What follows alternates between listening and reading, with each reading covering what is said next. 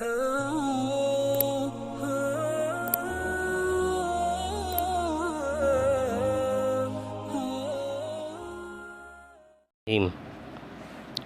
کے مسائل میں ایک مسئلہ تو یہ ہے کہ اگر کسی شخص نے پہلی رکعت میں صرف ایک سجدہ کیا اور اسے دوسری رکعت میں یاد آیا کہ میں نے پہلی رکعت میں ایک ہی سجدہ کیا تھا، تو پھر یاد آتے ہی وہ سجدہ کر لے اور باقی ماندہ رکعت پوری کر کے آخر میں پھر سجدہ سو کر لے، نماز ہو جائے گی۔ دوسرا مسئلہ یہ ہے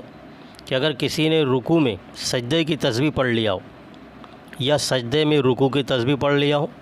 تو اس پر سجدہ سہو واجب نہیں ہے، البتہ ایسا کرنا مکروہ تنزیہ ہے۔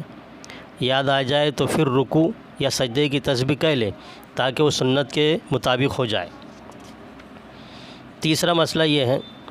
کہ اگر بھولے سے امام نے دو سجدوں کے بعد تیسرا سجدہ کر لیا ہو تو اس تیسرے سجدے میں مقتدی اس کا اتباع نہ کرے، البتہ امام پر سجدہ سہو کرنا واجب ہوگا اور سجدہ سہو میں مقتدی اتباع کریں گے۔ چوتھا مسئلہ یہ ہے کہ اگر پورے سجدے میں شروع سے لے کر آخر تک دونوں قدم زمین سے اڑ گئے ہوں تو سجدہ کرنا صحیح نہیں ہوگا۔ جب سجدہ صحیح نہیں ہوا تو نماز بھی صحیح نہیں ہوگی۔ اور اگر تھوڑی دیر کے لیے قدم اڑ گئے پھر اس نے رکھ لیا یا ایک پاؤں زمین سے اٹھا لیا اور دوسرا پاؤں زمین پر ہی لگا رہا تو اس صورت میں نماز صحیح تو ہو جائے گی،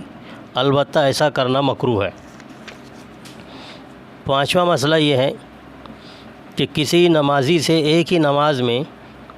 کئی ایسی غلطیاں ہوئیں جن سے سجدہ سہو واجب ہوتا ہو، تو اس صورت میں صرف ایک مرتبہ سجدہ سہو کر لینا سب کے تلافی کے لیے کافی ہے۔ ایک سجدہ سہو کر لینے سے نماز ہو جائے گی۔